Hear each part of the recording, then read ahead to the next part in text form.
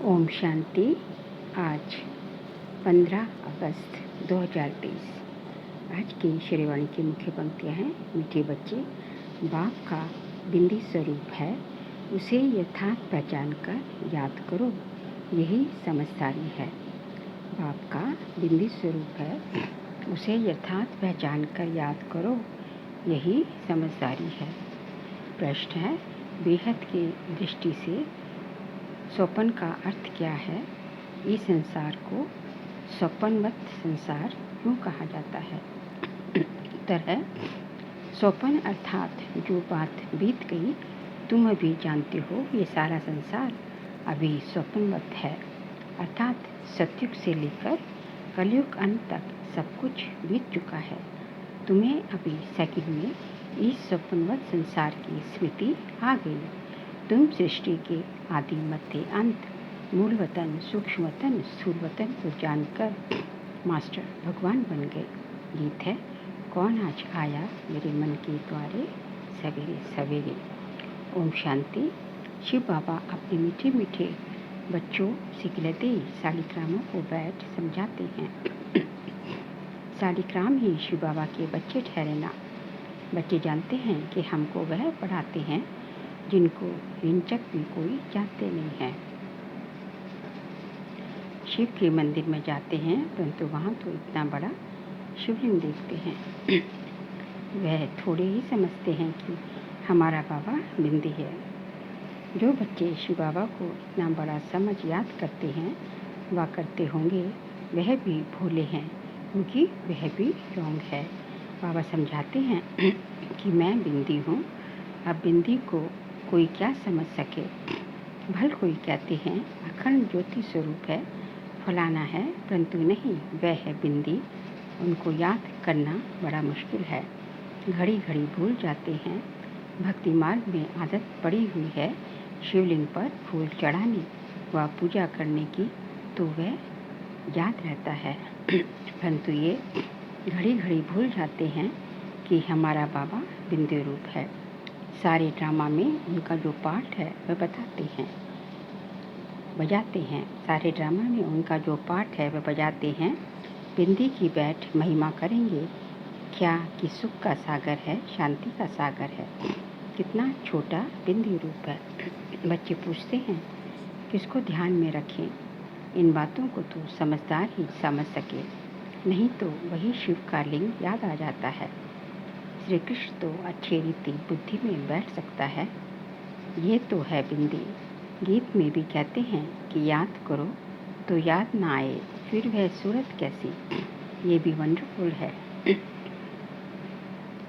इतनी छोटी बिंदी है, ज्ञान का डांस करते हैं। कहा जाता है ये सपनों का संसार है। बीती हुई बात को स्वप्न कहा जाता है। स्वप्नवत संसार जो बीत गया है वह तुम्हारी बुद्धि में आता है। सारा ब्रह्मांड, मूल वतन, सूक्ष्म वतन, सतयुग, त्रेता, द्वापर सारा स्वप्न हो गया। जो पास्ट हो गया वह स्वप्न हो गया। अब कलयुग का भी अंत है। ये स्वप्नवत संसार हुआ ना। वह हद के स्वप्न आते हैं, तुमको बेहद का बुद्धि में आता है। सूर्यवंशी, चंद्रवंशी भी सब स्वप्न हो गया। इसको कहा जाता है स्वप्नों का संसार। इतना राज और कोई नहीं जानते सिवाय तुम बच्चों के। सतयुग में कितने अथाह सुख थे, वह सब पास्ट हो गए। अभी तुम बच्चों की बुद्धि में आदि मध्य अंत का पूरा ज्ञान है। एक बाप की ही याद रहनी चाहिए। बाप जो समझाते हैं और कोई समझा न सके। तुम्हारी बुद्धि में सपनों का संसार है, ये पास्ट हो गया, बुद्धि जानती है ना। तुमको ऊपर से लेकर सारी नॉलेज बुद्धि में है, आदि से अंत तक के। तुम अब त्रिकालदर्शी त्रिलोकीनाथ बन गए हो। त्रिलोकीनाथ बनने से तुम जैसे भगवान हो जाते हो। भगवान बैठ तुमको शिक्षा देते हैं। सेकंड में स्वप्न आता है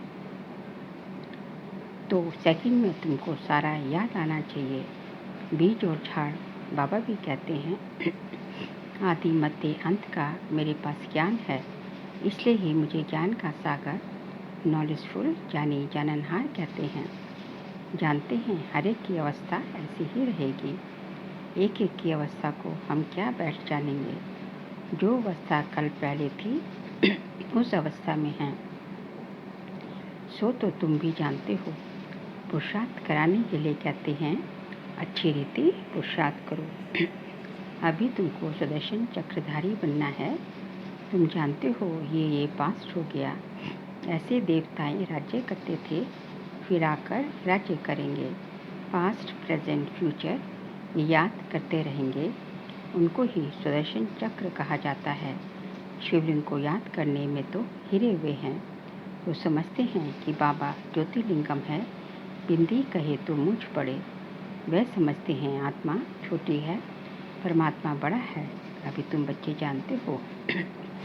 इस कलयुगी दुनिया में इस समय देखो भपका कितना है। इसको माया का भपका कहा जाता है। माया का पंप है। कहते हैं ना, अभी दुनिया कितनी अच्छी बन गई। बड़े बड़े महल बन गए हैं। अमेरिका का कितना भपका है। चीज़ें कितनी आकर्षक बनती हैं। हम समझते हैं कि ये तो मुलम्मे की चीज़ें हैं जो भी ख़त्म हो जाएंगी। दिन प्रतिदिन बड़ी बड़ी इमारतें, डैम्स आदि ऐसे बनाएंगे जैसे बिल्कुल नई दुनिया है।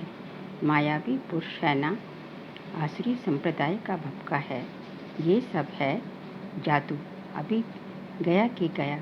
बड़े बड़े साइंस घमंडी जो हैं उनकी बुद्धि में है कि ये सब ख़त्म हो जाएगा। एक दो को कह देते हैं तुम इंटरफेयर ना करो नहीं तो सब ख़त्म हो जाएंगे।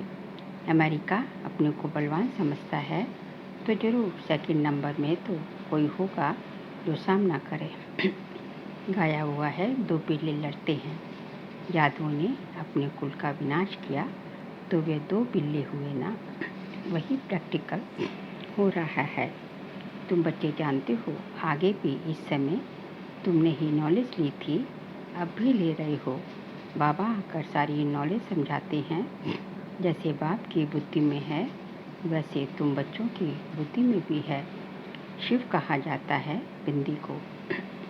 आत्मा में भी सारा पार्ट है, तुम्हारा है ऑलराउंड पार्ट। सतयुग से लेकर कलयुग तक। सतयुग त्रेता में तुम जब सुख भोगते हो तो उस समय बाप का कोई पार्ट नहीं। बाबा कहते हैं मेरे से भी तुम्हारा ज़्यादा पार्ट है। तुम सुख में रहते हो तो मैं निर्वाण धाम में हूँ। मेरा कोई पार्ट ही नहीं। तुमने ऑलराउंड पार्ट बजाया है तो थके भी तुम होंगे, इसलिए लिखा हुआ है चरण दबाए हैं। बाबा कहते हैं बच्चे तुम थक गए होंगे। तुमने आधा कल भक्ति की, दर दर धक्के खाए हैं। भक्ति मार्ग में भटकते भटकते तुम थक जाते हो।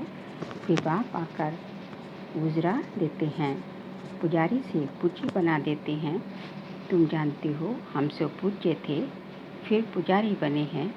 ऐसे नहीं कि परमात्मा आप ही पूज्य, आप ही पुजारी है। नहीं, हम ही बच्चे पूज्य और पुजारी बनते हैं।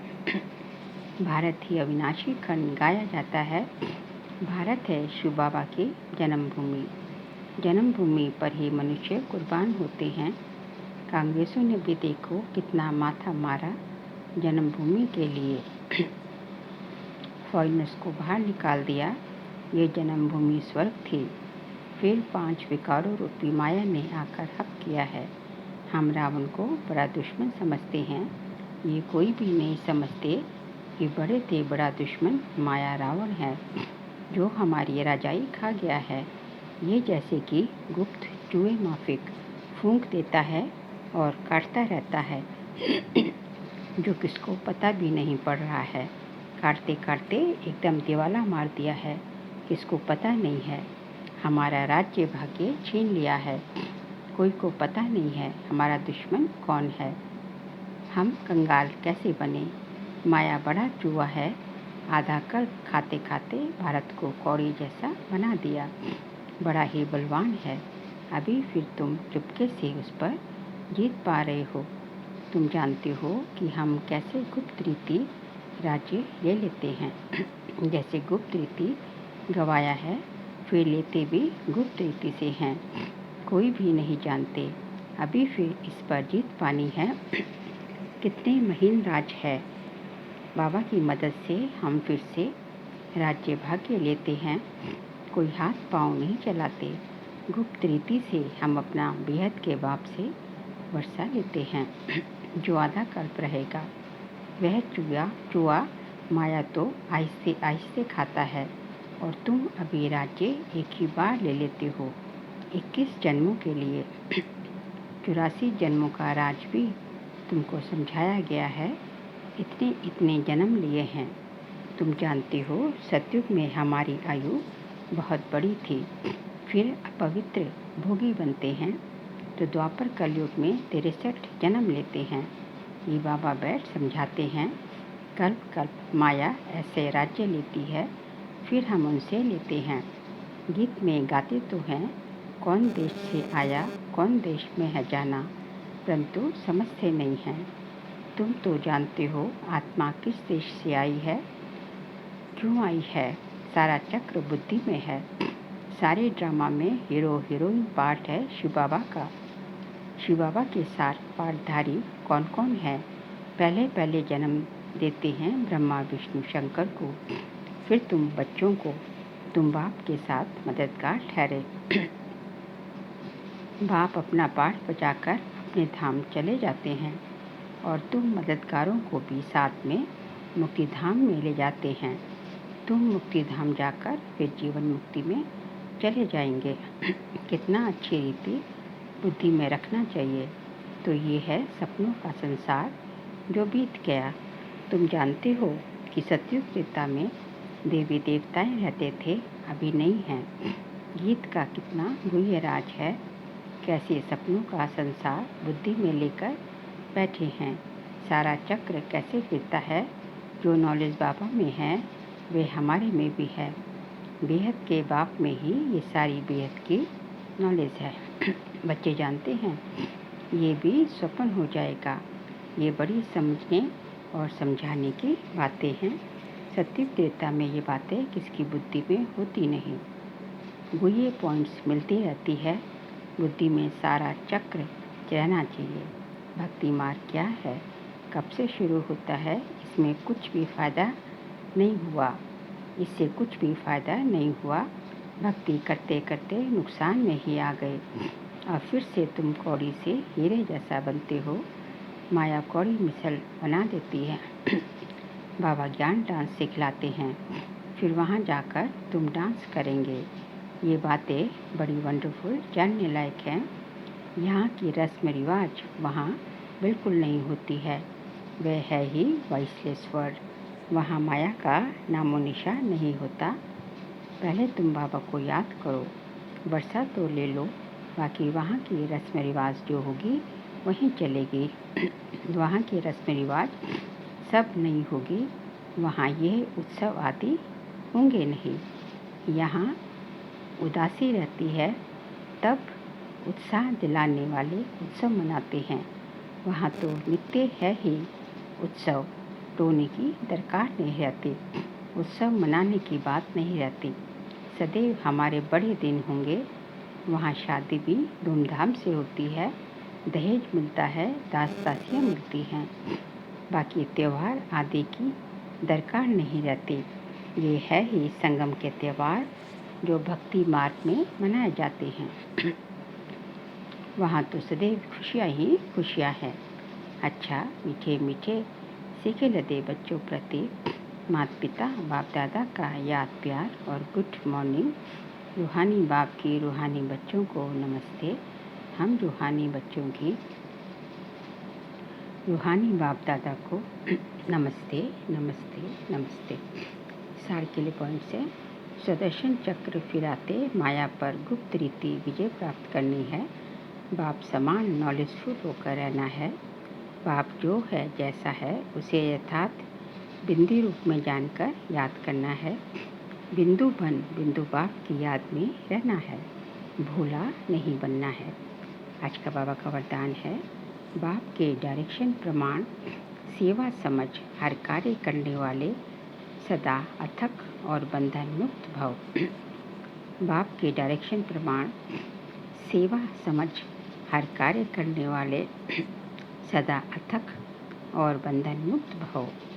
प्रवृत्ति को सेवा समझकर संभालो, बंधन समझकर नहीं। बाप ने डायरेक्शन दिया है, योग से हिसाब किताब युक्त करो। ये तो मालूम है कि वे बंधन है, लेकिन घड़ी घड़ी कहने व सोचने से और भी कड़ा बंधन हो जाता है, और अंत घड़ी में अगर बंधन ही याद रहा तो गर्भ जेल में जाना पड़ेगा। इसलिए कभी भी अपने से तंग नहीं हो, फंसो भी नहीं और मजबूर भी ना हो।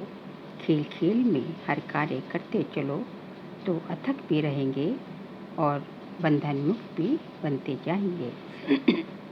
स्लोगन है, प्रकृति की कुटिया में बैठकर तपस्वी मूर्त होकर रहो, यही अंतर्मुक्ता है। प्रकृति की कुटिया में बैठकर तपस्वी मूर्त होकर रहो, यही अंतर्मुक्ता है। बाबा कहते हैं कि हमेशा जो है आत्मिक स्थिति में रहेंगे, आत्मिक स्थिति में रहेंगे तो इसी को जो है अंतर्मुक्ता कहा जाता है, और यही तपस्या है। अच्छा, ओम शांति।